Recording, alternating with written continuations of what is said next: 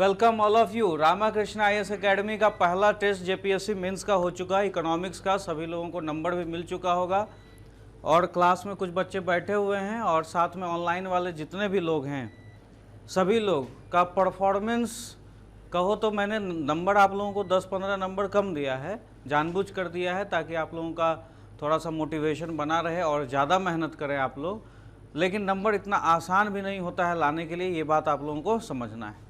इतना आसान भी नंबर लाना नहीं होता है। इकोनॉमिक्स विदाउट डाटा इररिलेवेंट, आपको नंबर नहीं मिलेगा। बहुत लोग प्लेन आंसर लिखे हैं, प्लेन आंसर का कोई मतलब नहीं होता है।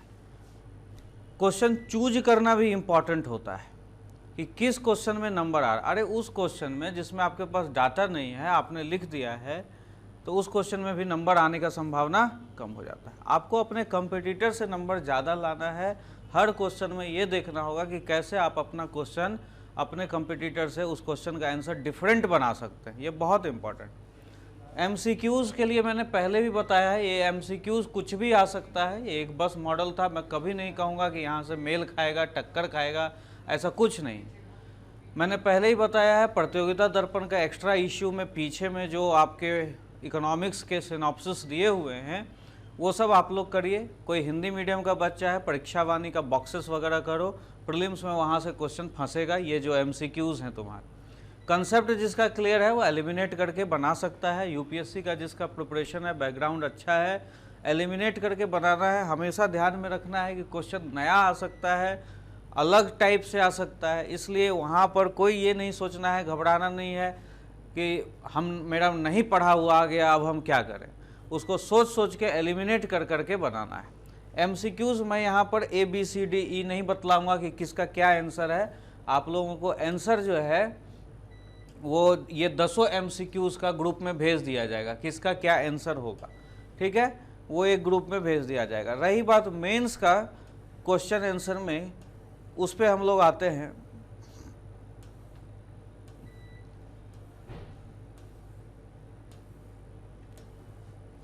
पहला सेक्शन है हमारा explain the concept of inflation. Explain the concept of inflation. यहां पर एक आपका जो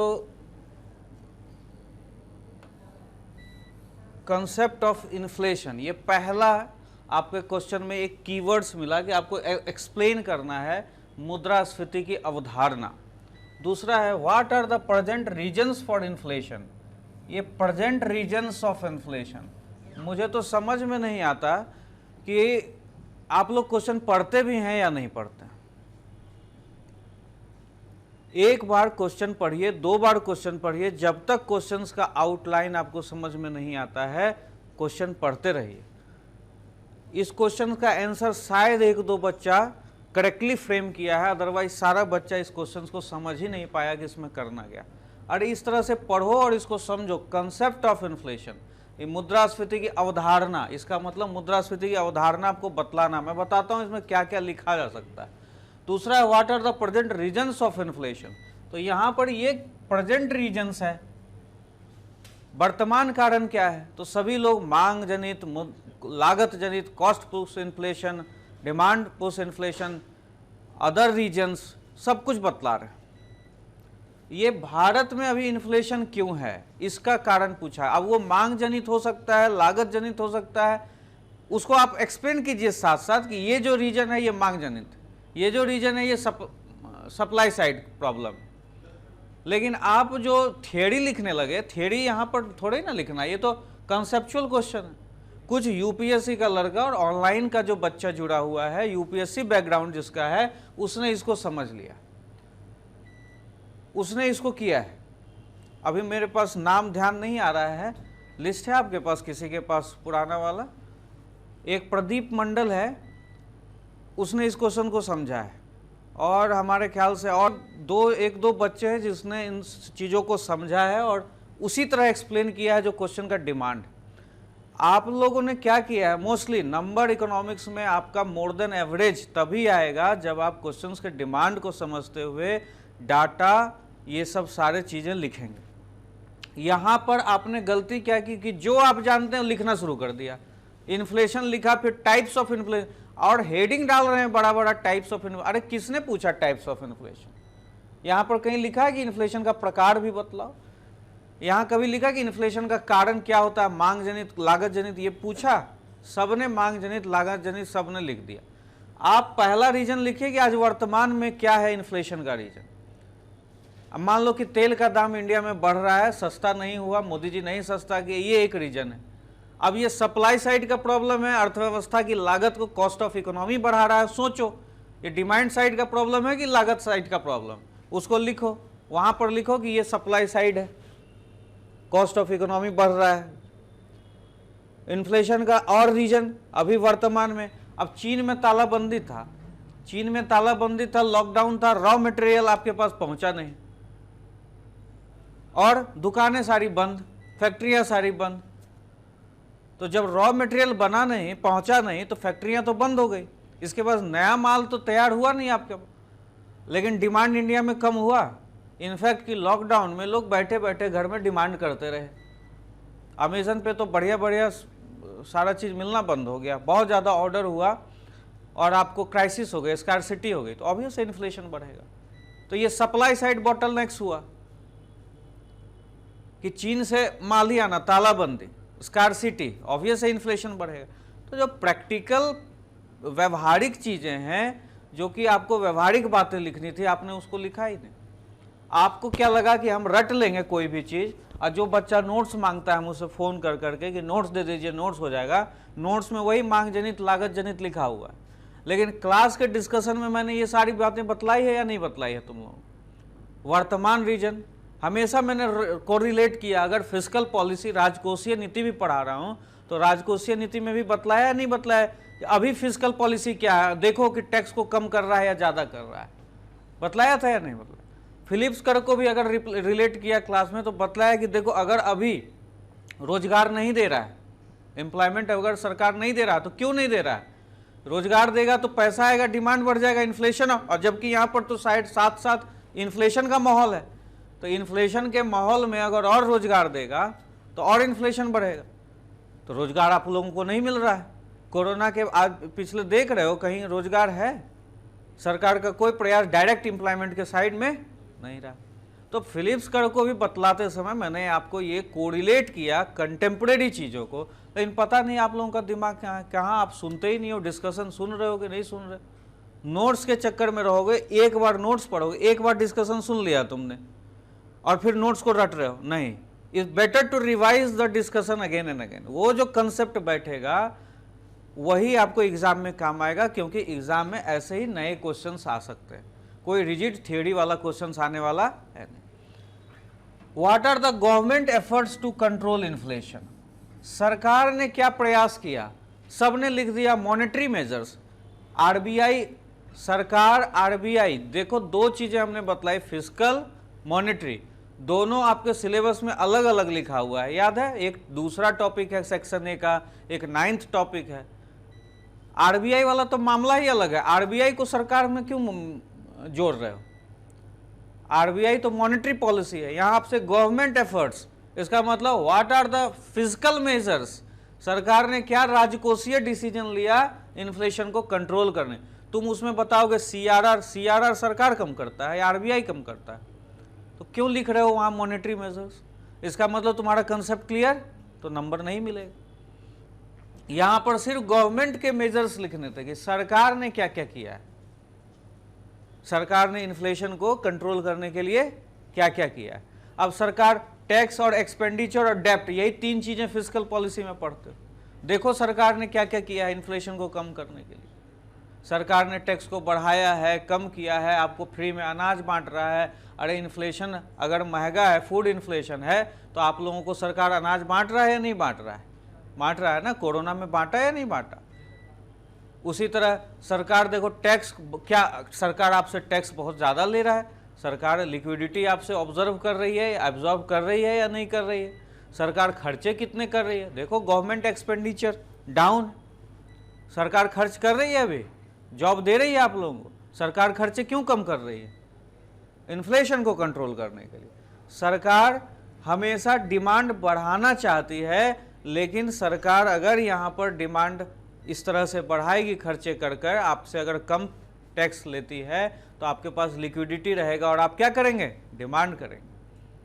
सरकार ने पेट्रोल और तेल का भाव कम होने ही नहीं दिया। आपके पास अगर पेट्रोल तेल सस्ता मिलता तो आप अननेसेसरी मार्केट में क्या करते, डिमांड करते। सरकार ने अर्थव्यवस्था की लागत को उतना ही मेंटेन की, जिसको ज़रूरत होगा पेट्रोल और तेल डीजल लेगा, बाकी लोग घर में बंद रहो, बैठो, अननेसेसरी का डिमांड मत करो। ये किस लिए किया, इन्फ्लेशन को कंट्रोल करने के लिए। तो उन सारे रीजन्स को पहचानना है और करना है। बहुत सारे स्कीम्स सरकार लेकर आई। फिर है what are the government fiscal policy to achieve employment stability. ये जो क्वेश्चन है ये कंप्लीट अलग। अब देखो ये जब चारों एक बार क्वेश्चन पढ़ लिए तो ये चार चीज है यहाँ पर, concept of inflation, present reasons, government. अरे भैया एक एक पेज भी लिखोगे तो 4 पेज हो गया है। कोई अगर तुम 2.5 पेज में खत्म करके दे रहे हो। एक कौन भाई साहब थे, एक कोई मतलब बहुत अच्छा लिखा उन्हें, राजेश तिवारी ऐसा कुछ नाम था, ऑनलाइन स्टूडेंट्स थे, नाम याद है आपको, राकेश तिवारी। बहुत अच्छा कंसेप्ट उनका, बहुत अच्छा है। लेकिन अगर 2.5 पेज 3 पेज में लिखेंगे और अननेसेसरी का चीज लिख रहे हैं और जो पूछा जा रहा है वो नहीं लिख रहे हैं, तो आप कैसे एक्सपेक्ट करेंगे कि आपको नंबर है। ये आपके पहले क्वेश्चन में ये चारों चीज अगर एक एक पन्ना में भी एक्सप्लेन होगा तब तो तुम्हारी मार्किंग 40 में से होगी।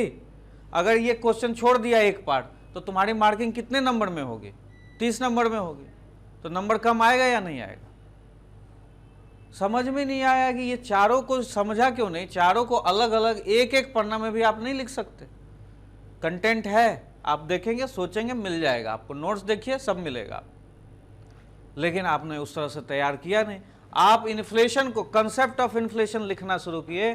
इन्फ्लेशन क्या है, और पहला लाइन में इन्फ्लेशन का परिभाषा ही गलत। माय गुडनेस, अरे इन्फ्लेशन का परिभाषा गलत लिख दोगे तुम पहले ही पैराग्राफ में, तो तुम्हें क्या लगता है कि वो नंबर देगा कभी। इन्फ्लेशन कितनी बार बदला है, कंसिस्टेंट राइज इन प्राइसेस। कोई लिख रहा है मूल्य, अरे कीमतों का बढ़ना होता है इन्फ्लेशन, मूल्य का बढ़ना। इसका मतलब आपको कीमत और मूल्य, वैल्यू समझ में ही नहीं आ रहा है, कंसेप्ट क्लियर नहीं है। टाइम अभी भी है, जो भी लिमिटेड कंटेंट है better to revise those limited content, और नहीं तो कंसेप्ट क्लियर नहीं हो। बताओ कीमत और मूल्य में अंतर नहीं है, हिंदी मीडियम वाले को पता है। कीमत का लगातार बढ़ना इन्फ्लेशन है, किसी संदर्भ काल में। ये सब बतलाया है नहीं बतलाया, संदर्भ काल पीरियड छोड़ दे रहा है। महंगाई के लिख रहा है कि मुद्रास्फीति महंगाई है, तो ये तो रिक्शा वाला भी बतला देगा कि मुद्रास्फीति, ये स्टैंडर्ड है आपका कि मुद्रास्फीति महंगाई को कहते हैं। ये इन्फ्लेशन लिखेंगे आप, और तब जाके आप सोचेंगे कि नंबर मिलेगा। जो 3 इडियट वाला में कहता है कि मशीन का परिभाषा बतलाओ, तो लंबा चौड़ा एक चतुर डिफिनीशन बतलाता है, उसको भी करना है, साथ साथ में व्यवहारिक भी होना है। आप ये मत सोचिए कि एकदम स्टार्टिंग से ही व्यवहारिक हो जाइएगा। अरे जो चीज़ पूछ रहा है इन्फ्लेशन का 4 लाइन तो डिफिनीशन कट टू कट होना चाहिए। आप इन्फ्लेशन महंगाई से शुरू करिए, इन्फ्लेशन तो हाँ महंगाई है, तेल का दाम बढ़ गया, ये बढ़ गया, महंगाई, ऐसे लिखा जाता है आंसर। 4 पार्ट में बटा हुआ है, चारों अगर आप कवर करते हैं, एक एक पेज में भी करते हैं, तो आपकी मार्किंग 40 में से 40 होगी। बहुत खराब लिखेंगे 18, 19, 20, 22, 23 नंबर आएगा। लेकिन जिसने पहले ही क्वेश्चंस को ही छोड़ दिया, आंसर्स को ही एक्सप्लेन नहीं किया, तो उसको नंबर मिलने का संभावना। इसलिए आप हर क्वेश्चंस के डिमांड को समझिए, उसकी फ्रेमिंग कीजिए और उस हिसाब से लिखिए। मैंने पहले कहा है कि इकोनॉमिक्स में कंटेंट अगर ज़्यादा नहीं है, घबराने की बात नहीं है। आप शुरू से ये दिमाग में बिठा लीजिए कि हमको 4.5-5 पन्ना में इसको करना है। हो गया 4 पन्ना, थोड़ा सा 1 पन्ना बढ़ा दो, 5 पन्ना में तुम्हारा आंसर हो गया। दूसरा क्वेश्चन, हमेशा क्वेश्चन जैसे ही खत्म होता है, नीचे में जो जगह बचता है काटिए उसको, नया क्वेश्चन नए पेज में लिखिए। बहुत लोग तो छोड़ने वाले तो एक क्वेश्चन का पार्ट लिख रहे हैं। एक और कोई लड़का आतिफ है शायद, उसने इतना पेज छोड़ा है, एक क्वेश्चन लिखता है, एक क्वेश्चन का पार्ट, मान लो व्हाट इज इन्फ्लेशन, उसके बाद दूसरा लिखना है, तो वहां पेज बचा हुआ है, फिर दूसरा पार्ट दूसरे पेज में लिख रहा है। अरे भाई तुम इवैल्यूएटर को क्यों कंफ्यूज कर रहे हो, वो समझेगा कि तुमने पहला क्वेश्चन पूरा कर लिया। प्रश्न संख्या 1 का उत्तर खंड 2 ऐसे लिखने में क्या परेशानी है। मतलब कि नंबरिंग भी नहीं दिया है। एक दो बच्चा तो ऐसा है जो नंबरिंग तक नहीं दिया है। मतलब हम ढूंढ ढूंढ के आपका चेक कर लिए, वहां चेक करेगा आपका। एक पोर्शन खत्म होता है, जगह बचती है, जगह को छोड़ दिया बच्चा को, कुछ नहीं लिखा, पीटीओ कुछ नहीं, और फिर नेक्स्ट पेज में क्वेश्चन का आधा भाग। कैसे पता चलेगा उसको कि आप कहाँ कहाँ क्या क्या लिख रहे हो? जैसे ही क्वेश्चन खत्म हुआ पहला, जो भी नीचे में पेज बचा हुआ है उसको इस तरह से काटिए, उसके बाद पीटीओ लिख दीजिए, नेक्स्ट सवाल का जवाब नेक्स्ट पेज में। हमेशा नया उत्तर नए पेज में शुरू होना चाहिए, ये भी ध्यान रखिए। अब इसमें देखिए, ये पहला क्वेश्चन में मैंने एक अथवा में दिया हुआ था, why productivity is important and what are the low reasons of productivity. इसका मतलब प्रोडक्टिविटी इंपॉर्टेंट क्यों है, उत्पादकता के निम्न रीजन के क्या कारण हैं, और गवर्नमेंट के मेजर्स कि सरकार ने क्या क्या किया है उत्पादकता को बढ़ाने के लिए। क्वेश्चन का 3 पार्ट है, इसका मतलब हमें 3 पार्ट में इसको लिखना होगा। अब बतलाइए, अगर व्हाट प्रोडक्टिविटी इज इंपॉर्टेंट आपसे पूछ रहा है, इसका मतलब यहां एक चीज हिडन है, प्रोडक्टिविटी का डिफिनीशन। क्या हम बिना डिफिनीशन लिखे आगे निकल जाए? यहां आपसे पूछ दिया what is concept of inflation, और यहां हिडन है कि आपको, आपकी पहले जिम्मेदारी है कि you should explain what is product. Maximum लड़कों ने प्रोडक्टिविटी का डिफिनीशन तक यहां नहीं बतलाया, तो उनको कैसे एक्सपेक्ट कर, और बतलाया भी, अरे भाई एग्रीकल्चर का क्वेश्चन लिख रहे हो और तुम फैक्ट्री का यहाँ एग्जाम्पल दे रहे हो, तो कैसे नंबर मिलेगा? उत्पादकता और एग्रीकल्चर का क्वेश्चन, तो प्रति एकड़ उपज बढ़ाना, यही हुआ ना उत्पादकता। और फिर अगर एग्जाम्पल भी दे रहे हो तो एग्रीकल्चर का एग्जाम्पल दो, कि किसी पर्टिकुलर प्लॉट में अगर इतना होता था, उसमें इनपुट और फिगर बना, अरे बढ़ाने के लिए तो ये देखो, ये है प्रोडक्टिविटी। यहां पर लिख दिया इनपुट, यहां लिख दिया आउटपुट, आगत और अंतिम उत्पाद। आप कम उत्पाद देके ज्यादा उत्पाद, ये फिगर बना दिया, इसी को तो कहते हैं उत्पादकता। अब लिखे कि किसान का अगर इनपुट कम हो जाए, और सरकार ने क्या क्या किया है इनपुट कम करने के लिए, 2-4 एग्जाम्पल। इस तरह से सरकार का प्रयास है उत्पादकता को बढ़ाने के लिए, इस तरह से आप कर सकते हैं। अब है प्रोडक्टिविटी इंपॉर्टेंट क्यों है, व्हाई प्रोडक्टिविटी इज इंपॉर्टेंट। उत्पादकता का जब परिभाषा लिख दिए, और आज की डेट में जब हम एक्सप्लेन किए थे, तो एग्रीकल्चर में आप लोगों को पढ़ाए थे कि हमारी खाद्यान्न पर्याप्तता बहुत महत्वपूर्ण है, फूड सफिशिएंसी। खाद्यान्न पर्याप्तता नहीं रहेगी तो PL 480 के तहत गेहूं का आयात करते थे, भूल गए? खाद्यान्न पर्याप्तता देश के लिए जरूरी है या नहीं? अरे भारत कहता है आत्मनिर्भर भारत, आत्मनिर्भर भारत। खाद्यान्न की कमी रहेगी तो आत्मनिर्भर बनोगे? सबसे पहला आत्मनिर्भरता कहाँ से आएगा? तो जो मोदी जी चिल्ला रहे हैं आत्मनिर्भर भारत, कंसेप्ट लिखने के लिए, बढ़ाने के लिए तुम्हें जगह, व्हाई प्रोडक्टिविटी इज इंपॉर्टेंट, हमारे आत्मनिर्भर भारत के लिए महत्वपूर्ण है, खाद्यान्न पर्याप्तता के लिए महत्वपूर्ण है। जनसंख्या तेजी से बढ़ रही है, चलो जनसंख्या को कंट्रोल नहीं कर सकते, उतना 10 रुपया नहीं है हमारे पास खरीदने के लिए प्रोटेक्शन, लेकिन और भी तो कर सकते हैं। जनसंख्या अगर नहीं कम कर रहे हैं तो हम खाद्यान्न का उत्पादन तो दिन दुना रात चौगुना बढ़ाएं।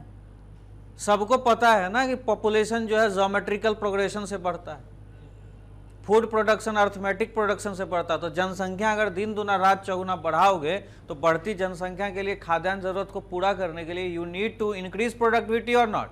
क्या सॉल्यूशन है यहाँ पर? फिर क्लाइमेट चेंज को ले आओ बीच में, और बढ़ता जलवायु परिवर्तन और आपके प्रोडक्टिविटी को प्रभावित कर रहा है या नहीं कर रहा है? आप ज़्यादा से ज़्यादा उर्वरक डालते हो उत्पादन बढ़ाने के लिए, उत्पादकता बढ़ाने के लिए, अलग वो प्रॉब्लम है। अब क्लाइमेट चेंज आ रहा है तो भी आपके लिए प्रोडक्टिविटी इंपॉर्टेंट है कि क्लाइमेट रेजिलिएंट क्रॉप कैसे हम पैदा करें, कैसे हम अपने उत्पादकता को बढ़ाएं। लेकिन ये सब बात तो किसी के समझ में आ ही नहीं रही। खाद्यान्न पर्याप्तता, फूड सिक्योरिटी, जनसंख्या जो बढ़ रही है, बढ़ती, अरे ये नहीं लिख सकते to feed the growing population. Hungerness को खत्म करने के लिए, भूखमरी को खत्म करने के लिए ये नहीं लिख सकते उत्पादकता क्यों महत्वपूर्ण है। कहां से बांटोगे इतना खाद्य सुरक्षा कानून के तहत इतने लोगों को अनाज? 1.5 लाख करोड़ का फूड सब्सिडी बिल एक्सपेक्ट किया था और कोरोना के टाइम में 4 लाख करोड़, ये सब पॉइंट नहीं लिख सकते कि हमें इन बढ़ती जरूरतों को पूरा करने के लिए इतने लोगों को अगर खाद्यान्न सुरक्षा प्रदान करने का वादा किया है तो हमारे लिए उत्पादकता महत्वपूर्ण। तो ये हिडन तो प्रोडक्टिविटी का डिफिनीशन था, पहले तो उसको एक्सप्लेन कीजिए कि उत्पादकता क्या है। कृषि का लिख रहे हैं तो प्रति एकड़ उपज पर हेक्टेयर प्रोडक्शन कैसे भूल सकते हैं आप फैक्ट्री का एग्जाम्पल देंगे। आप ये वाला फिगर बनाइए, लिखिए कि यहाँ लागत को कम करके, इनपुट कॉस्ट को कम करके इसको बढ़ाना, आउटपुट को बढ़ाना ही क्या है, उत्पादकता है। उसके बाद उत्पादकता एक्सप्लेन हो गया, उत्पादकता महत्वपूर्ण क्यों है वो हो गया। फिर चलिए कि गवर्नमेंट के प्रयास, अरे गवर्नमेंट के प्रयास में मुझे तो समझ में नहीं आ रहा, 3 पॉइंट लिख के छोड़ दिया है और सोच रहा है कि हमको नंबर दे दे।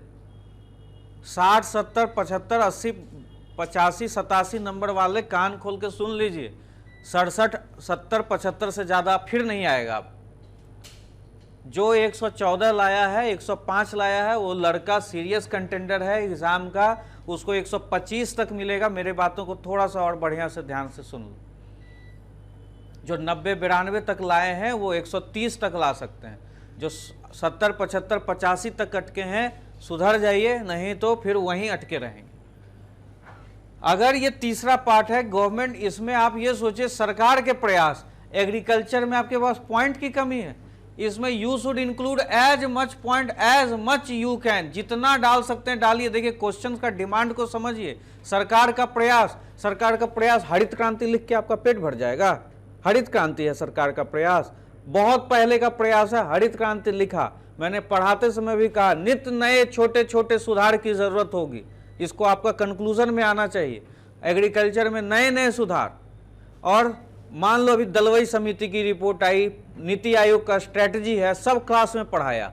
मेड़ पे पेड़ योजना, सॉइल हेल्थ कार्ड, नीम कोटेड यूरिया, फसल बीमा योजना, कमी है क्या? अरे जो प्रधानमंत्री फसल योजना या किसान सम्मान निधि योजना, जितना तुमको ध्यान में आता है, नाम तो भैया सबका लिखो।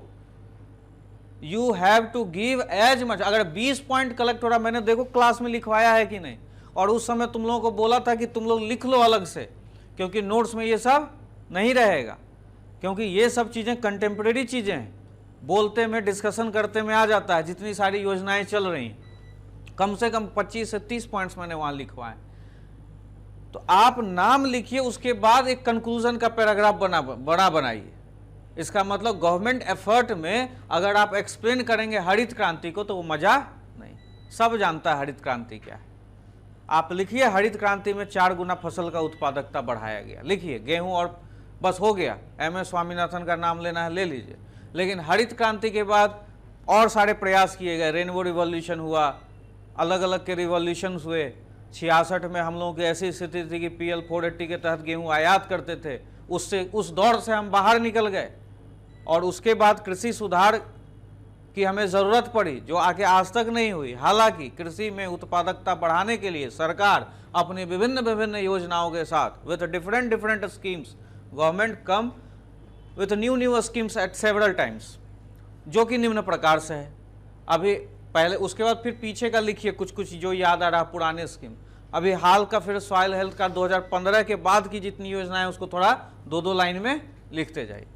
उसके बाद कंक्लूजन कीजिए कि सरकार का प्रयास चालू है। अभी कृषि एग्रीकल्चर एक्ट लागू किया ना, और उसके साथ साथ MSP वगैरह का आप देख रहे थे, नए कृषि कानून लाया। कहेगी नए कृषि कानून भी लाया गया, ये कृषि सुधार उत्पादकता को बढ़ाने के लिए ही था, और कृषि में ऐसे सुधार की जरूरत है। कृषि में नित्य नए सुधार होने चाहिए। हालांकि सरकार अभी बैकफुट पर आ गई है, कुछ अलग सर्कमस्टेंसेस या पॉलिटिकल रीजंस जो भी उसमें इन्वॉल्व हैं, लेकिन अगर कृषि में उत्पादकता बढ़ानी है तो आपको ऐसे नित्य नए सुधार, small baby steps should be taken several times.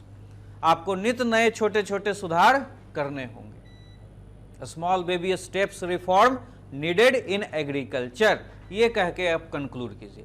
तो आपका अपने कॉपी को अलग बनाना है। भैया कृषि कानून का कोई भी चर्चा किए क्या? सुधार का चर्चा किए क्या? कृषि में सुधार का चर्चा कोई नहीं किए। और कहोगे कि 40 में नंबर दे दे हमको 27। इतना फ्रस्ट्रेट हो गया मैं कॉपी चेक करते, खासकर ये जो जितना ही यूपीएससी बैकग्राउंड का लड़का है, कुछ कुछ तो बहुत अच्छा ढंग का लड़का है, यूपीएससी वाला जितना अपने आप को तेज समझता है वो कोई तेज है नहीं।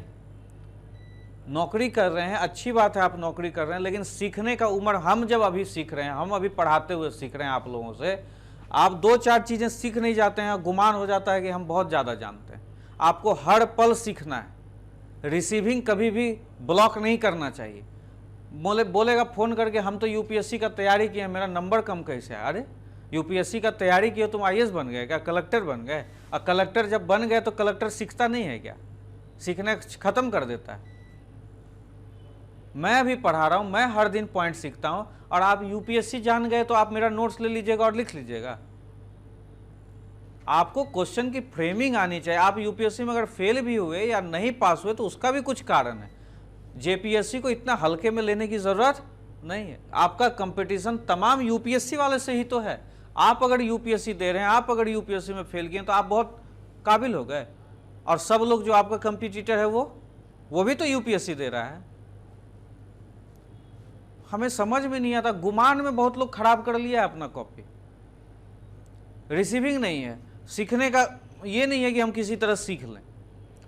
क्वेश्चंस को जब तक इस तरह से फ्रेमिंग नहीं करोगे, यहाँ 3 पार्ट मिला, यहाँ एक हिडन पार्ट है डिफिनेशन, उसको अलग अलग, और शो योर प्रेजेंटेशन। मैंने बहुत के कॉपी में लिखा प्रेजेंटेशन, छुपा छुपा के लिखोगे तो हम ढूंढने जाएंगे, एग्जाम इवेलुएटर ढूंढेगा कि तुमने कहाँ लिखा प्रोडक्टिविटी का definition. Underline the keywords, underline the data, show your points, show your presentation.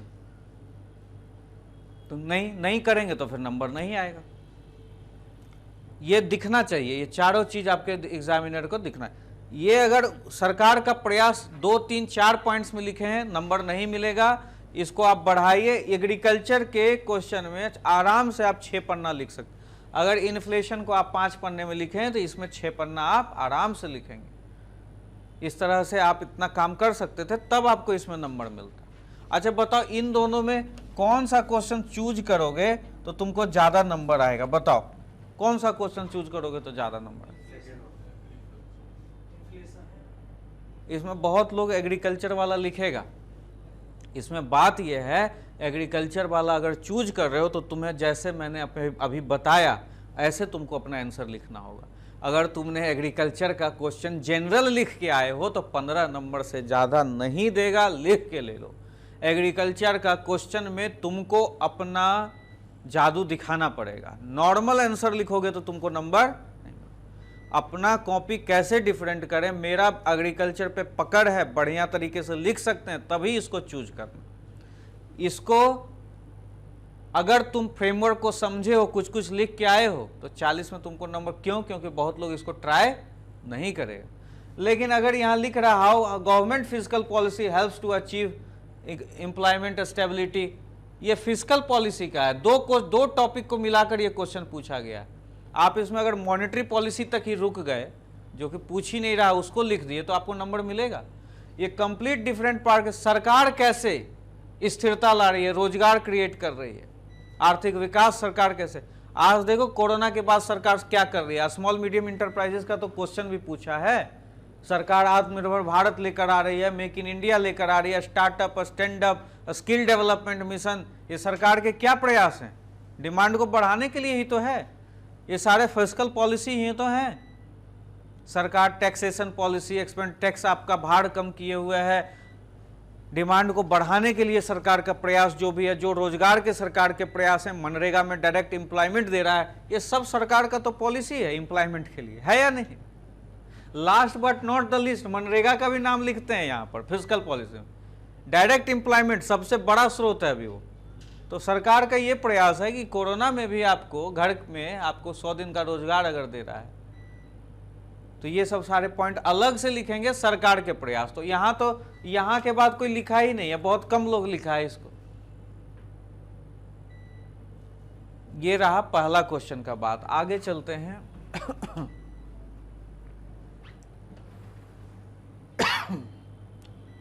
अब दूसरा क्वेश्चन हम लिख रहे हैं सेक्शन 3 का।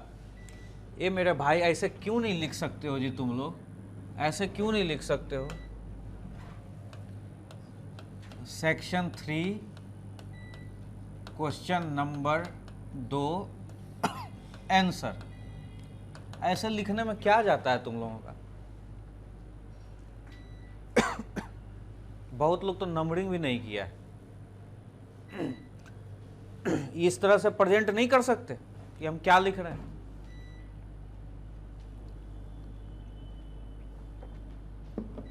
नया क्वेश्चन हमेशा नए पेज में इस तरह से एक्सप्लेन करते हो। अब देखो क्वेश्चन है व्हाट आर द इंडिकेटर्स, मिल गया ना? ऐसे ऐसे अंडरलाइन कर करके क्वेश्चन को पकड़ते हो या नहीं? ये क्वेश्चन क्या पूछ रहा है, ऐसे पकड़ा करो। इंडिकेटर्स ऑफ सस्टेनेबल डेवलपमेंट, ये वाला हिडन हो गया।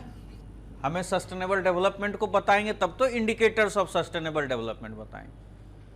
उसके बाद what is strategy and policy for sustainable development in India, तो भारत में पूछा। अच्छा बताओ यूनाइटेड नेशन क्या कर रहा है, मिलेनियम डेवलपमेंट गोल क्या है? हमने पूछा नहीं? पूछा ना। तो 17 गोल जो लिख रहे हो, ये सब क्यों लिख रहे हो?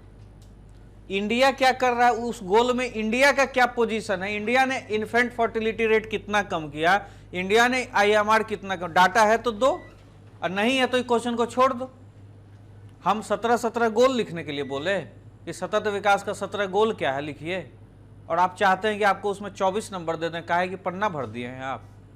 इसमें है कहीं 17 गोल लिखने के लिए पूछा जा रहा है। Strategy and policy for sustainable, अगर आज की डेट में देखो यहाँ सस्टेनेबल डेवलपमेंट का डिफिनीशन जब बतलाए, इंडिकेटर्स ऑफ सस्टेनेबल डेवलपमेंट, सूचक, सतत विकास का सूचक, मतलब कि इसको क्या क्या कंपोनेंट होंगे जिससे आप सतत विकास हासिल कर सकते हैं।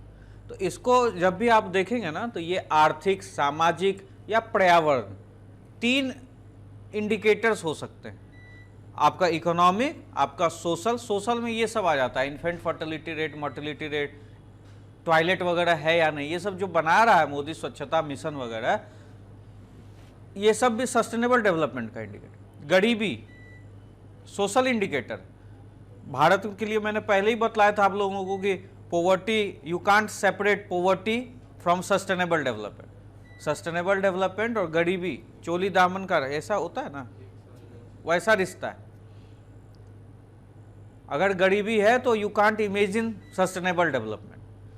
तो ये सब सामाजिक इंडिकेटर। आर्थिक इंडिकेटर, अरे भाई पर कैपिटा इनकम नहीं, पहले पैसा रहेगा तभी तो चलो उसके लिए इसका मतलब economic growth is also important, GDP is also important. फिर पर्यावरण में चले गए तो चलो ग्रीन GDP से स्टार्ट कर देते हैं। मतलब a way toward sustainable development that you should achieve green GDP। आपको इन्वायरमेंटल कॉस्ट क्या करना है, पर्यावरणीय लागत कब से। अगर आप फैक्ट्री लगा रहे हो, ज़्यादा से ज़्यादा पेड़ को काट रहे हैं, तब तो नुकसान हो गया आपका। तो सस्टेनेबिलिटी इस तरह से आप अचीव कर सकते हैं कि आपको इनकम भी चाहिए, पर कैपिटा इनकम भी चाहिए, GDP भी चाहिए, इकोनॉमिक ग्रोथ भी चाहिए, डेवलपमेंट भी चाहिए। उसके बाद वो हासिल हो गया तो सोशल में चाहिए, गरीबी दूर होनी है, बेरोजगार दूर होनी है। उसके बाद आपको infant fertility rate, mortality rate, ये सब कम होना है। स्वास्थ्य का इंडिकेटर अच्छा होना है। ये सब सारे सामाजिक सूचक।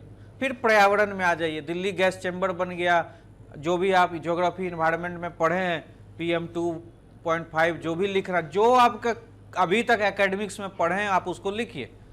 और मल्टी डिसिप्लिनरी आप लोगों को होकर चलना। अरे यार, जो इकोनॉमिक्स में मैंने पढ़ाया उसी तक अपनी सोच को मत रखो। इकोनॉमिक्स है तो उससे ज्योग्राफी में भी जा सकते हो, ज्योग्राफी के कंटेंट इकोनॉमिक्स में डाल सकते हो, पॉलिटी का कंटेंट इकोनॉमिक्स में डाल सकते हो, सोशियोलॉजी का कंटेंट डाल सकते हो। अगर तुमने कहीं भी आइडियाज, थॉट्स तुमने जनरेट किया है, तुमने एकेडमिक्स पास किया है, BA में किया है, जो तुम्हारे पास नॉलेज है डालो उसको। ये नहीं कि हमने जो रटा है वही लिखेंगे, जिद करके बैठे, नहीं, इस तरह से तो काम नहीं होगा। इस तरह से ये 3 इंडिकेटर जब आपने एक्सप्लेन कर दिए, और उसमें जितना एक्सप्लेन करना है, फिर strategy and policy for sustainable. अब भारत सरकार ने क्या क्या स्ट्रेटजी, रणनीति अपनाई। अभी तो रिसेंट में एक कमिटमेंट किया प्राइम मिनिस्टर मोदी ग्लासगो में जाके, net zero carbon credit by 2070, है ना।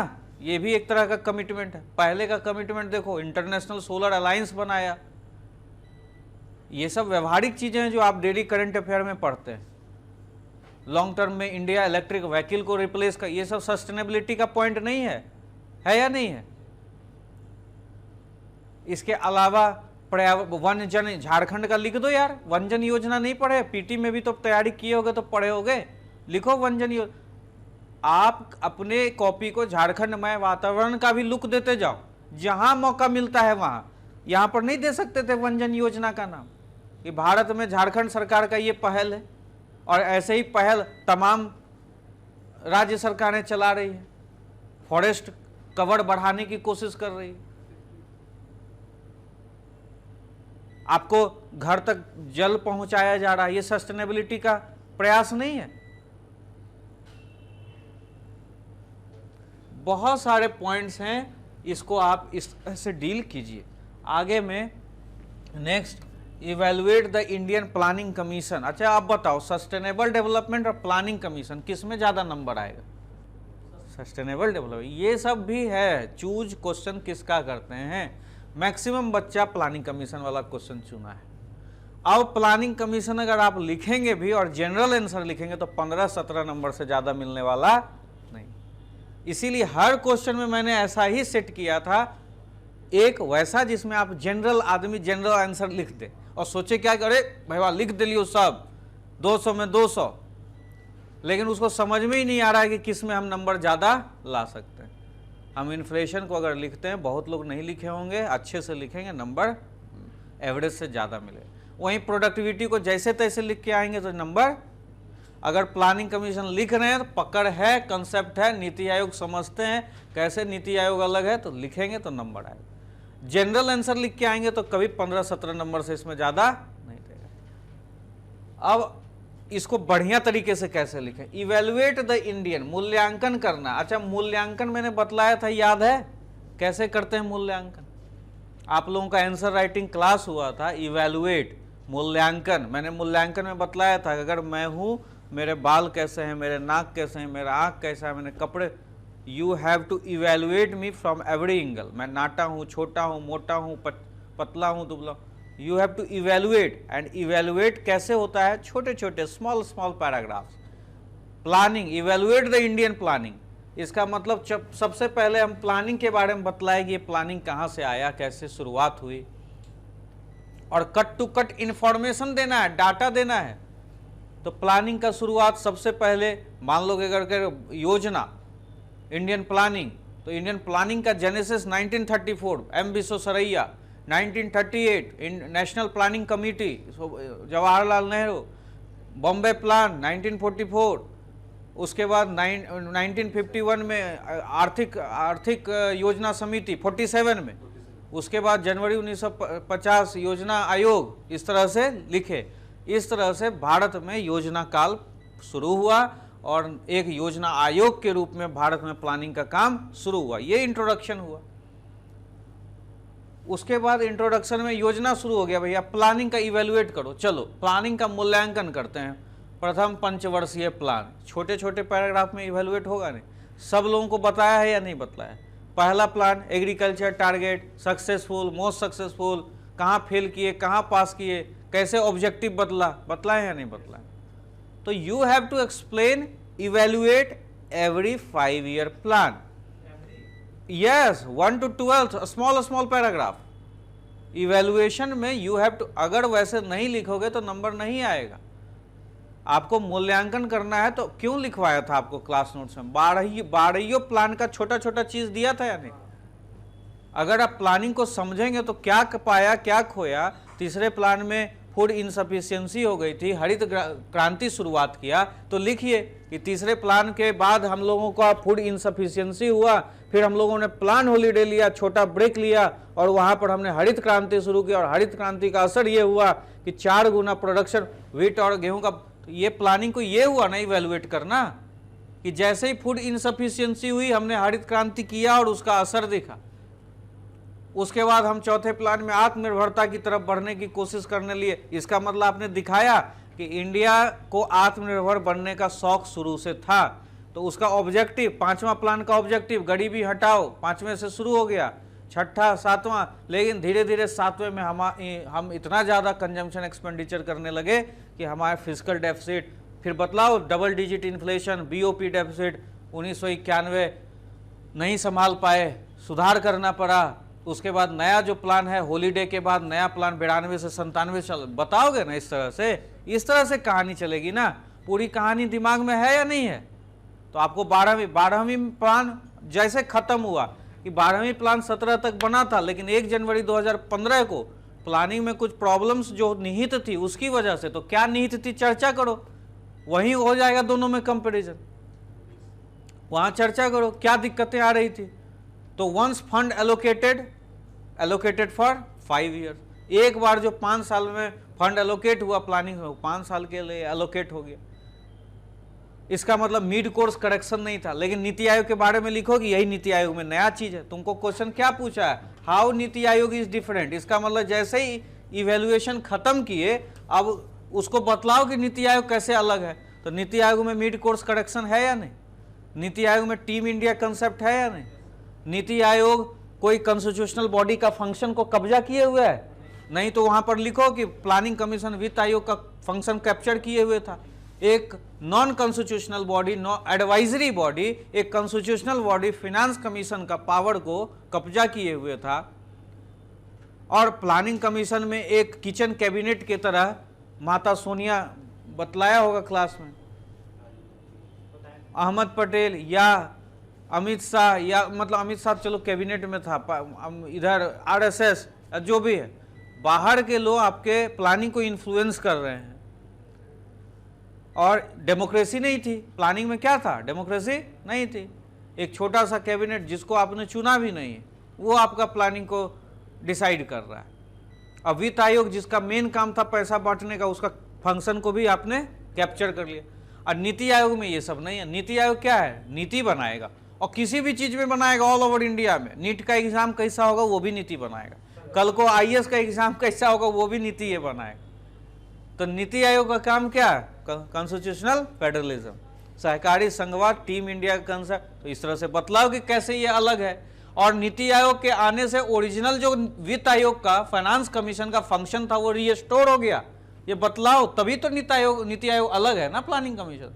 अब कंक्लूजन, अब ये देखना है कि नीति आयोग कैसे अपने आप को मेंटेन करता है, कैसा परफॉर्मेंस करता है। प्लानिंग का तो इवैल्यूएशन देख लिए, जो होना था कर दिया। अब देखते हैं कि नीति आयोग भारत को किस दिशा में न्यू इंडिया की तरफ कैसे ले जाता है कि नहीं। एक मेरा सपनों का भारत कैसा हो, नया भारत कैसा हो, तो ये अभी देखना बाकी होगा। The picture will remain unclear, we have to wait how NITI Aayog perform. इस तरह से आप नहीं कंक्लूड कर सकते यार, बातों को तो बढ़ाने के लिए, लच्छेदार बनाने के लिए कोई है ही नहीं जिसका लिटरेचर पे कमांड है, लैंग्वेज के कमांड है, जो समझ रहा है देश को। अखबार पढ़ते हो या नहीं पढ़ते हो, अखबार में कैसे कंक्लूड करता है। अब देखो नीति आयोग क्या करता है। अभी तो इतने शॉर्ट टर्म में 15 में बना, 1 साल तक तो मीटिंग ही नहीं हुआ। अब देश चल रहा है, चलो 5 साल इसको मौका दिया, जिसको 70 साल मौका दिया, अभी इसको कितना साल मौका दिया, 5 साल दिया। Let the things clear, let the folding unfold, आप परतों को खुलने दो, धीरे धीरे देखो कि क्या होता है। नीति आयोग कैसे भारत में एक नई इंडिया की तरफ भारत को ले जाता है, ये अभी देखना बाकी होगा। इसके लिए हम इंतजार करेंगे कि नीति आयोग कैसे काम करता है। हाँ बिल्कुल, बिल्कुल लिख सकते हैं, व्यवहारिक। इनसफिशिएंसी इन फूड जो हमारा आया ड्यूरिंग 1960s, तो उसमें ये भी डाल सकते हैं कि क्योंकि मान लो 20 जो आया सेकंड फाइव ईयर प्लान में, वो इंडस्ट्रियल ओरिएंटेड है, तो इसलिए क्योंकि एग्रीकल्चर नहीं, वो सब हम एक्सप्लेन किए हैं क्लास में। ऐसा नहीं, क्या है कि आप प्लानिंग को समझिए, जो भी प्लानिंग हुआ, जैसा भी सर्कमस्टेंसेस हुआ, सब बढ़िया हुआ। महालनोबिस इंडस्ट्री को लाया तो क्यों लाया, उसका रीजन था। एग्रीकल्चर में बाहर के लोग जो आपका इन्वेस्ट नहीं करते, उस समय वो बाहर से जो जर्मनी से, रसिया से जो इन्वेस्टमेंट आया, इंडस्ट्रियल डेवलपमेंट के नाम पर आया। आप वो पैसा को लेके धोखे से एग्रीकल्चर में थोड़े ही ना लगा देते। We started agriculture very first, पहली पंचवर्षीय योजना में क्या स्टार्ट हुआ, एग्रीकल्चर। लेकिन पैसा था नहीं तो हमें तो मजबूरी थी चूज करना। वो आप मेरा लेक्चर सुनिए, उसमें क्लियर होगा, ठीक है। प्लानिंग में हम लोगों को इवेल्युएट बोला, अभी क्रिटिकली तो बोला नहीं, तो मूल्यांकन करिए। जहाँ जैसे फूड इनसफिशियंसी थी, हरित क्रांति लाए, फायदा हुआ। अरे भाई कहीं अनसक्सेसफुल भी रहे, कंजम्पशन एक्सपेंडिचर बढ़ाने लगे, तो देखो खामियाजा, बैलेंस ऑफ पेमेंट डेफिसिट हुआ, लिखेंगे। उसके बाद फेल होते हैं तो क्या करते हैं आप लोग? अगर एक बार जेपीएससी में फेल होंगे तो कहेंगे क्या कि अगले 1 साल 2 साल रुक जाते हैं, बढ़िया से तैयारी करें। बहुत बच्चा का तो दिमाग, 1000 बच्चा मेंस छोड़ने वाला है, लिख के ले लो। यहाँ बहुत लोगों से 1400 लोग लगभग जुड़ा है, ऑनलाइन ऑफलाइन। आधा बच्चा का डर है क्या कि हम तो पहला बार क्लियर किए हैं, अभी तो तैयारी मेरा है नहीं। हम तैयारी कभी तुम्हारा पूरा होने वाला नहीं, तैयारी कभी पूरा नहीं होता है। कम पढ़ के, लिमिटेड चीज़ों को पढ़ के ही एग्ज़ाम निकाला जाता है। उसी तरह प्लानिंग के बारे में अगर ये हम सोचते हैं कि सब कुछ वहाँ पर सही है या सब वहाँ जो हुआ सो गलत ही हुआ, ऐसा नहीं। जब तक आलोचना नहीं है, आलोचनात्मक रहता तो हम आलोचना उसका करते और सिर्फ वही लिखते जो कमियां हैं। लेकिन यहाँ पर इवेल्युएट कर रहा है तो क्या पाया क्या खोया लिख दीजिए। अरे भाई डेफिसिट भी हुआ तो खोया, लेकिन फिर आर्थिक सुधार किया, पाने की फिर कोशिश की, सर्कमस्टेंसेस बदले। आलोचनात्मक का एक क्वेश्चन दिया हूं, अभी तुम लोग रुको, अभी आता हूं। अभी यहाँ इवेल्युएशन था तो यू हैव टू इवेल्युएट, आपको क्या करना था? मूल्यांकन। मूल्यांकन जैसे करना था मैंने बताया, हर एक छोटे छोटे पैराग्राफ में फर्स्ट 5 सेकंड सबको एक्सप्लेन करना था। हाँ वो सब आप लिखिए, ठीक है। लिंक बनना चाहिए यार, इवेल्युएशन कर दिया, लिंक बनाओ ना कि नीति आयोग अब 12वीं पंचवर्षीय योजना खत्म किया तो उस समय रीजन दो खत्म करने कि फंड का आवंटन हो जाता था। एक तो ऐसे ही रिसोर्स स्क्रैच कंट्री है, कम संसाधन है, तो संसाधनों का अधिकतम उपयोग करेंगे ना। आप फंड देके 5 साल के लिए छोड़ दिए, मिड कोर्स करेक्शन का प्रावधान नहीं है, विम्स एंड फैंसीज से फंड एलोकेट हो रहे हैं, वित्त आयोग का फंक्शन, तब जाके नीति आयोग को लाएगा। और नीति आयोग इसलिए डिफरेंट है कि मिड कोर्स करेक्शन है, इसमें टीम संघवाद है, इसमें टीम इंडिया का कंसेप्ट है, स्टेट का पार्टिसिपेशन है, कोई ऊपर से नीति थोपा नहीं जाता, यहाँ नीतियाँ बनाई जाती है, स्टेट कैन पिक, स्टेट अपनी नीतियाँ उठा सकता है या खुद अपनी नीतियाँ का प्रपोजल रख सकता है। इस तरह से नीति आयोग अलग है। अब तुम्हारे पास कुछ है नहीं क्योंकि कोई रिपोर्ट कार्ड नीति आयोग का भी सरकार ने कुछ वैसा दिया, तो तुम कहो मिक्स रिस्पॉन्स दो कि अब तो 70 साल प्लानिंग को समय दिया, नीति आयोग को आए हुए भी 5 साल देखना है, हुआ है, तो ये देखना अभी बाकी है कि अभी कैसे काम करता है। अभी जो देखने से लग रहा है कि नीति आयोग नीति बनाने का काम बढ़िया कर रहा, आगे अच्छा होगा, सपनों का भारत, नया भारत निर्माण होगा, ऐसे लिखो। आगे चलकर यहाँ पर जो है सेक्शन 4 में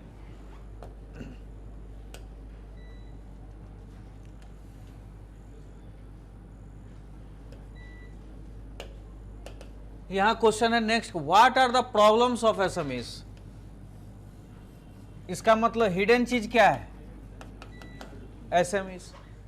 2006 वाला डिफिनीशन लिखोगे एमएस एसएमई में और कहोगे कि नंबर क्यों नहीं देता है, 15 नंबर क्यों देता है, मतलब अंधे की तरह बैठे हो। कोई 1 जुलाई 2021 से नया कंसोलिडेटेड नोटिफिकेशन आया एसएमईज का, ऑलरेडी क्लास में डिस्कस किया है, नोट्स मिला हुआ है। चलो बाहर के बच्चे अगर ऑनलाइन वाले जो भी जुड़े हुए हैं अपने आप को अपडेट कीजिए, अपडेटेशन नहीं होगा 2006 का डिफिनीशन लिख रहे हैं आप एसएमईज के, कहाँ से नंबर मिलेगा।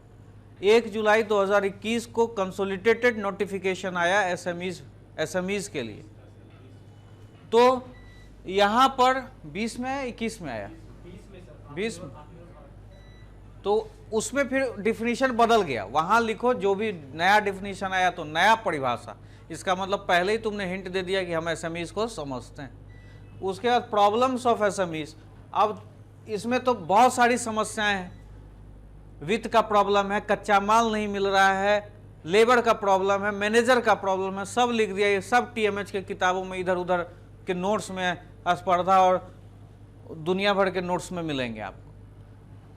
लेकिन क्या इतने से आपको नंबर मिल जाएगा? एसएमईज का प्रॉब्लम, अभी ये क्वेश्चन पूछा क्यों, लॉकडाउन के बाद सबसे ज़्यादा रीढ़ का हड्डी कहा जाने वाला एसएमईज है। इसमें अगर आप डाटा नहीं दोगे तो कैसे काम चलेगा।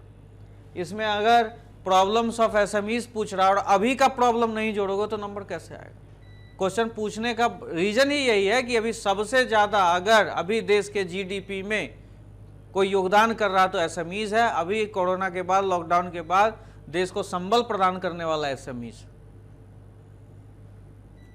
और अभी जो प्रॉब्लम शुरू हुआ ये सिर्फ लॉकडाउन से नहीं, लॉकडाउन के पहले, पोस्ट लॉकडाउन के पहले डिमोनेटाइजेशन हुआ था, वहीं से बेचारा ये सदमे में था। विमुद्रीकरण के समय भी, लॉकडाउन के पहले विमुद्रीकरण हुआ, विमुद्रीकरण के समय भी एसएमईज प्रभावित हुआ। छोटे छोटे उद्योग पैसा बदली करने में रह गए, अपने लेबर को पेमेंट नहीं कर पाए, कारखाना बंद हो गया थोड़े दिन के लिए, उसमें भी उनकी लाचारी हुई। वहां से जो शुरू हुआ, फिर जीएसटी आया। जीएसटी एज सच गलत नहीं है, लेकिन जीएसटी में लिखेंगे faulty implementation of GST. GST का जो क्रियान्वयन हुआ उसमें थोड़ी कमी रह गई, और जिसकी वजह से यहाँ पर एसएमईज को अरे 36 रिटर्न भरना हो गया यार। कैसे भरेगा वो? अब धंधा करेगा या रिटर्न भरेगा? इनपुट क्रेडिट ही तुम लोग अगर सुने होगे, जानते होगे, तो इनपुट क्रेडिट अगर लेना है किसी छोटे व्यापारी को, बड़े व्यापारी को, अगर आपको इनपुट क्रेडिट, आप ही को उस दुकानदार को बताना है कि मेरा इनपुट क्रेडिट जमा करो, मेरा इनपुट क्रेडिट जमा करो। अब हम यहाँ पढ़ाएं कि अपना इनपुट क्रेडिट जमा करवाएं। मान लो मैंने एक लैपटॉप लिया, 6000 रुपये का इनपुट क्रेडिट मुझे आना है, मैं अभी तुम लोगों को पढ़ाऊँ या बार बार फ़ोन करूँ उस दुकानदार को कि तुमने क्यों नहीं जमा किया इनपुट क्रेडिट? गेटिंग और नॉट? इस तरह की समस्याएं हुई, लेकिन अब एडजस्ट हो गया है। उस समय वेबसाइट क्रैश करता था, 36-37 रिटर्न भरने होते थे, अब टोटल साल भर में 13 रिटर्न भरने, तो आसान किया सरकार ने। बाद में जाके क्या किया? प्रोसेस को आसान किया। लेकिन जो फॉल्टी इंप्लीमेंटेशन ऑफ जीएसटी हुआ, वेबसाइट का क्रैश कर जाना, इतने इतने सारे रिटर्न, नई प्रक्रिया, छोटे व्यापारी बेचारे एडजस्ट नहीं कर पाए। उसके बाद लॉकडाउन। अब लॉकडाउन, जो भी न्यूज़पेपर पढ़ा होगा, घर में इतना लॉकडाउन में तुम लोग बैठा, चाइना तालाबंदी जब हुआ, हमारा चाइना पे ऑटोमोबाइल पे निर्भरता 60%, कम्युनिकेशन पे निर्भरता 70%, ये सब मैंने डाटा पढ़ाते समय दिया है। चाइना पे इतनी ज़्यादा निर्भरता, और चाइना बंद तो चाइना से कच्चा माल आना बंद, उद्योग धंधा बंद, रॉ मटेरियल का लागत बढ़ गया। तो तुमको पता है नॉर्मल प्रोड्यूसर क्या करता है जब रॉ मटेरियल का लागत बढ़ता है? तो क्या करता है? हाथ पैर मोड़ के। क्यों? क्योंकि बढ़े हुए दाम में तो तुम लोगे नहीं, तो प्रोडक्शन को बंद कर दिया, क्योंकि कच्चा माल का लागत बढ़ गया। तो चाइना जो तालाबंदी हुआ उससे एसएमईज बहुत प्रभावित हुआ, कच्चा माल हमारा बहुत सारा उधर से आता था। तो इसकी वजह से ये रिसेंट प्रॉब्लम अगर नहीं डालोगे तो नंबर मिलेगा? शुरुआत करो तुम वित्त की समस्या, शुरुआत करो तुम स्किल्ड मैन पावर, लेकिन ये जो रिसेंट प्रॉब्लम्स हैं एसएमईज के साथ उसको आप बताइए। इसके बाद है यहाँ सिग्निफिकेंस ऑफ एसएमईज, महत्व कैसे बतलाओगे एसएमईज का? कुछ डाटा हाथ में होगा तब ना। जीडीपी में कितना कंट्रीब्यूट करता है,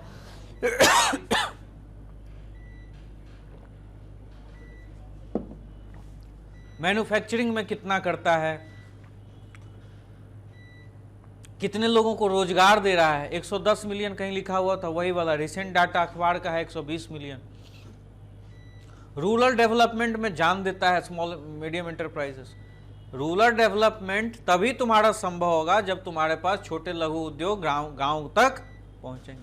ग्रामीण विकास अगर हासिल करना है तो उसके लिए भी किसका सहारा लेना है? एसएमईज का। तो आपके पास कुछ डाटा होने चाहिए जो मैंने एक पैराग्राफ में आपको लिखवाया है। इस तरह से आप एक्सप्लेन करिए कि सिग्निफिकेंस, महत्व क्या है भारत का। अगर ये है तो सब कुछ ऑल इज वेल। उसके बाद post lockdown what are the government efforts, ये एक पार्ट है। अब हर पार्ट को आपको समझना। यहाँ भी देखिए, एक पार्ट ये, दूसरा ये, तीसरा ये और चौथा ये। What are the government efforts. अब इसको 4 पार्ट हुआ तो 4 पेज तो ऐसा ही हो गया, और थोड़ा थोड़ा ज़्यादा लिखोगे 5 पेज में तेरा कंटेंट बनेगा या नहीं बनेगा? 2 पन्ना 2.5 पन्ना में ख़त्म कर दिया, फिर 15 नंबर 14 नंबर दे के छोड़ दिए हैं, तो लड़ रहा है कि नंबर काहे दी कम। कुछ लोगों को डाउट है कि लोग चोरी करके, आप चोरी करके लिखा तो अपने आप बेईमान है, वो जाने, है ना। लेकिन आपको कम से कम इसमें 5 साढ़े 5 पन्ना का कंटेंट तो बनता है, तो उतना तो लिखिए। अगर यूनिफॉर्मिटी नहीं रहेगी कंटेंट में, एक क्वेश्चन को 10 पन्ना में लिख दिए, प्लानिंग वाला सस्ता क्वेश्चन मिला तो लपेटे जा रहे हैं अनाप शनाप, और एसएमईज में 2.5 पन्ना लिख के छोड़ दिए हैं, तो नंबर मिलेगा?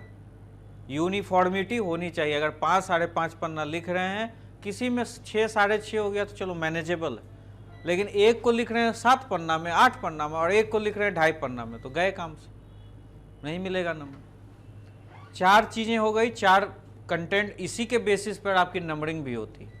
आपने अगर इसको एक्सप्लेन नहीं किया ढंग से तो आपका 10 नंबर गया। तो गवर्नमेंट एफर्ट्स क्या क्या, अब बताया है नोट्स में, LTRO बताया कि नहीं, लॉन्ग टर्म रेपो ऑपरेशंस चल रहा है। SMEs के लिए पिटारा खोला निर्मला सीतारमन ने, खूब सारे लोन बांटे, और ये सब जो प्रयास है, इंटरेस्ट सबवेंशन दिया 2% का शिशु योजना में, वो सब भी लिखो। कुछ पीछे अगर ले जाना है तो पीछे ले जाओ, मुद्रा योजना, स्टैंडअप योजना लिख दो, आत्मनिर्भर भारत लिख दो ये सब भी तो प्रयास है। 2 मोबाइल बनाने वाली कंपनियां से 167 हो गया, तो ये भी तो प्रयास ही है। छोटे उद्योगों को बढ़ावा सरकार ने दिया, 100 रोजगार का बढ़ावा दिया। स्किल डेवलपमेंट मिशन वगैरह लिख सकते हो, दीनदयाल श्रमेव जयते योजना, ये सब लिख सकते हो।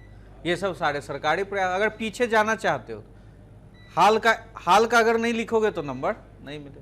LTRO वगैरह, इंटरेस्ट सबवेंशन वगैरह, ये तो लिखो।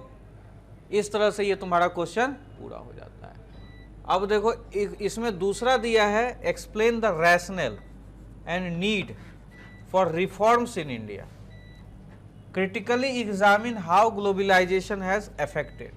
तुम बताओ SMEs वाला लिखोगे या ग्लोबलाइजेशन वाला लिखोगे, दोनों में कौन सा क्वेश्चन ज्यादा लोग लिखा होगा बताओ?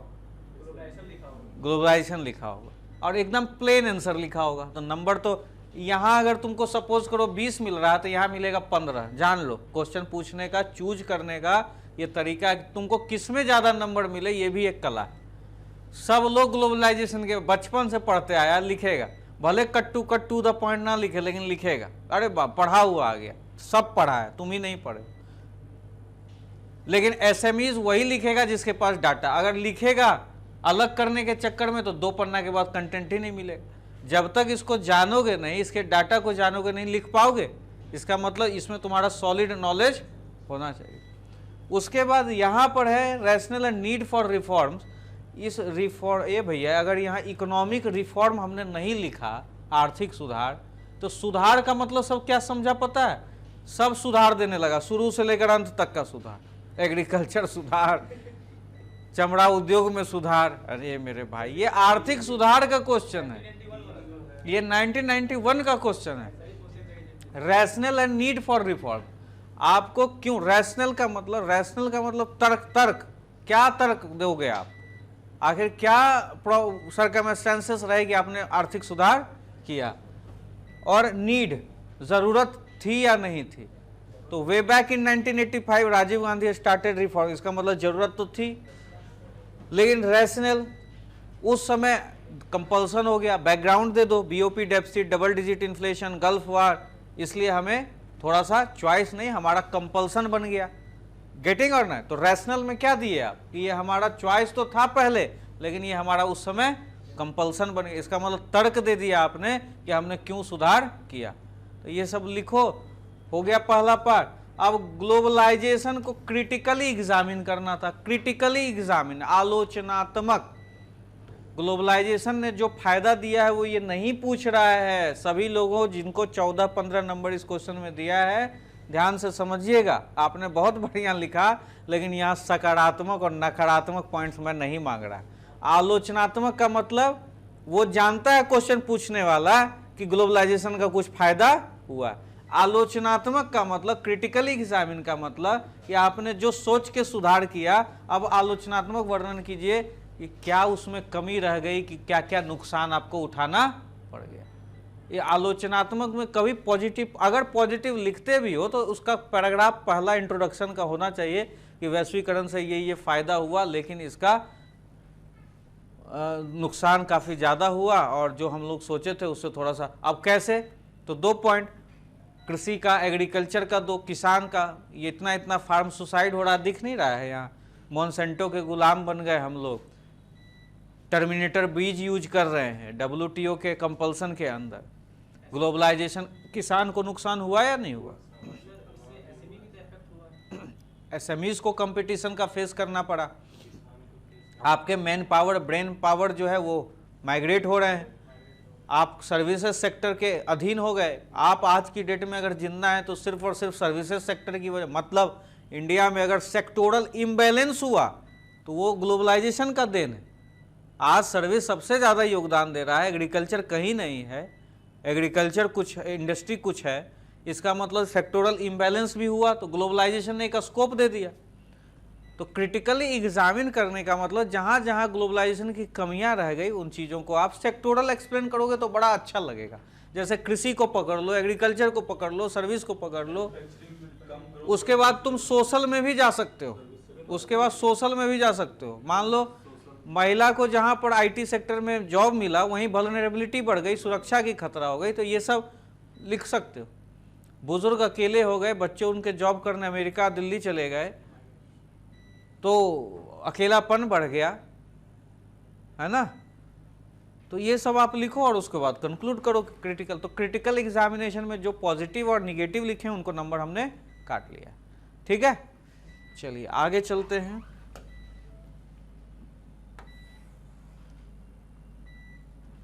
लास्ट सेक्शन में what you mean by development, what you mean by development,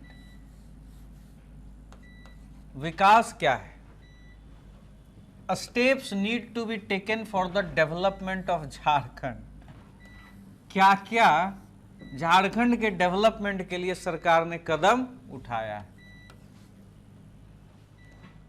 अब विकास को तो तुम लोग देखे नहीं होगे, उस समय तो बारात गए होगे, विकास से तो मिल नहीं पाए होगे। क्यों, विकास को देखे हो या नहीं? कितना हम लोग विकास के बारे में बात किए। आप जो भी ऑनलाइन के जो हम लोगों से मेंस में नहीं भी जुड़े हैं, विकास को तो सब चीज़ सब लोग जानते होंगे। विकास का पैरामीटर्स होता है या नहीं, डेवलपमेंट का पैरामीटर्स। वर्ल्ड बैंक का भी डिफिनीशन देखेंगे तो per capita income, standard of living, life expectancy, यही है ना विकास का, डेवलपमेंट का इंडिकेटर। अगर जीवन निर्वहन का स्तर है, पर कैपिटा इनकम बढ़िया है, जीवन प्रत्याशा है, तो विकास है। और ये सब चीज पाने के लिए कुछ प्रीरिक्विजिट होते हैं। विकास को पाने के लिए कुछ क्या होते हैं, मूलभूत आवश्यकता। मानव संसाधन को नहीं बढ़ाओगे तो विकास हो पाएगा। पर कैपिटा इनकम कैसे बढ़ेगा, मानव संसाधन को उन्नत करोगे तभी तो।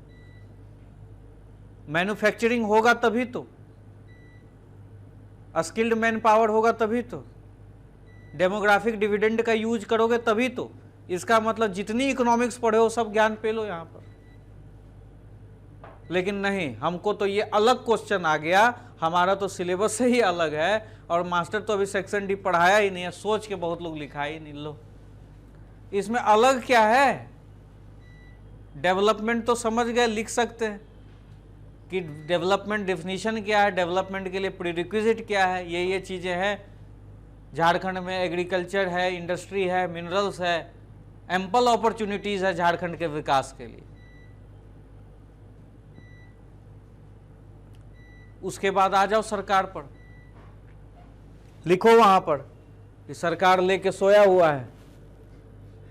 अब सरकार की बारी आई कि steps need to be taken, क्या क्या स्टेप्स लिया जाना चाहिए सरकार के द्वारा। तो भांग पी के सोया रहेगा, गांजा पी के तो थोड़े ना कुछ करेगा।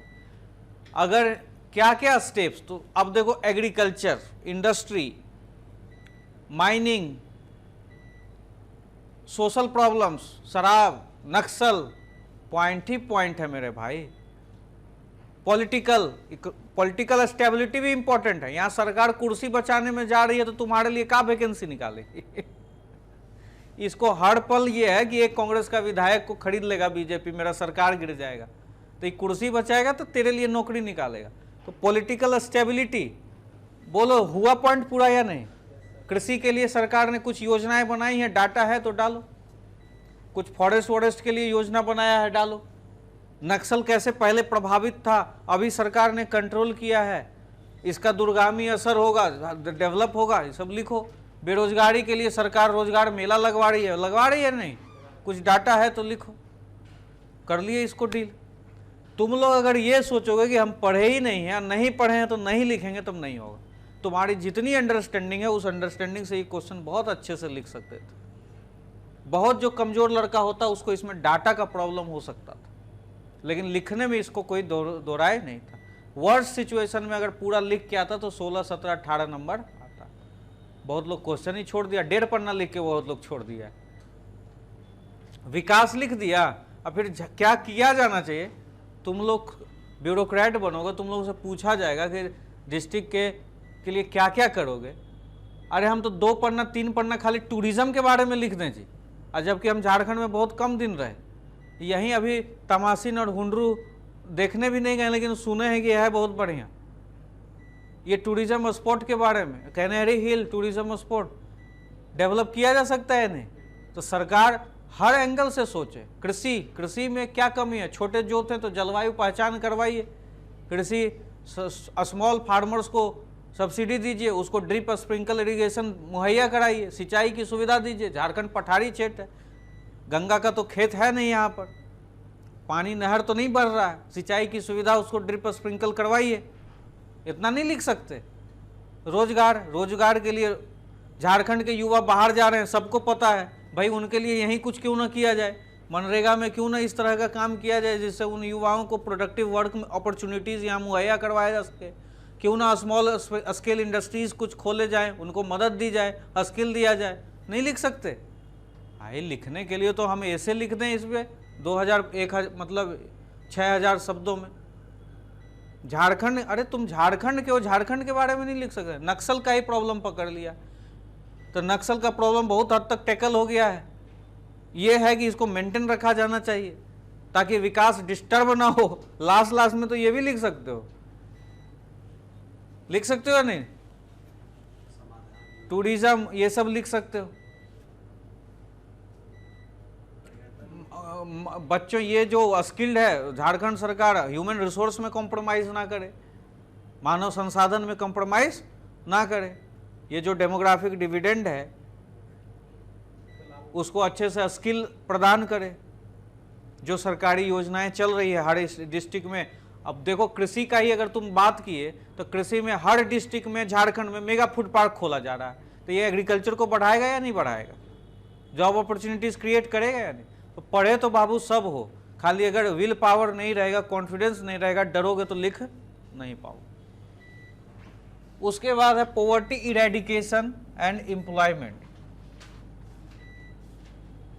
झारखंड सरकार के लिए गरीबी उन्मूलन और रोजगार सृजन एक चुनौती बन गई है। Poverty eradication and employment creation became challenge before Jharkhand government. Comment तर्क, ये भी इससे खूब लिखा जा सकता है। और यहाँ पर तो दे दिया कि तुम इन्हीं दोनों के बारे में बतलाओ।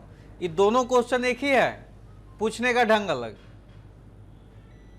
यहाँ पर तुमको ज़्यादा अच्छे से लिख पाओगे क्योंकि यहाँ पर अपॉर्चुनिटीज खुला हुआ। यहाँ पर तुमको दे दिया बस गरीबी बेरोजगारी। कोई अगर अभी नौकरी पाने में किसी को दिक्कत हो रही है तो तुरंत ही क्वेश्चन को चूज कर लेगा। इस साला नौकरी नहीं दे रहा है झारखंड सरकार, लेकिन यहाँ 1.5 पन्ना 2 पन्ना के बाद तुमको दिक्कत होगी। गरीबी बेरोजगारी के बारे में कितना लिखोगे, है ना? अभी अगर लिखोगे भी तो यहाँ पर गरीबी कम हुई है, डाटा भी गलत दे रहा है। 46.5% अगर है MPI तो लिख रहा है 40%, 38%। अगर डाटा दे रहे हो और डाटा अगर गलत दे रहे हो तो ब्लंडर है। अगर डाटा नहीं आ रहा है लगभग लिखो, कुछ लिखो, लेकिन मत दो गलत डाटा मत दो। तो यहाँ पर बस पॉवर्टी इरेडिकेशन और एम्प्लॉय, तो यहाँ पर कट टू कट जिसको याद है योजना वो लिखे तो ज़्यादा बढ़िया है। लेकिन यहाँ पर तुमको कौन सा क्वेश्चन पिक करना चाहिए, ज़्यादा नंबर मिलेगा। इस तरह से क्लियर हुआ। नेक्स्ट इकोनॉमिक्स के टेस्ट में उम्मीद करें कि सब लोग इस चीज़ को समझ के अच्छा करोगे, है ना? चलिए, all the best. Next mains का टेस्ट सीरीज आपका इकोनॉमिक्स का होगा, और अभी हिस्ट्री का झारखंड का कॉपी सर चेक कर रहे हैं, उसका जल्दी ही इसी तरह का एक छोटा वीडियो बना के दे दिया जाएगा आप लोगों को।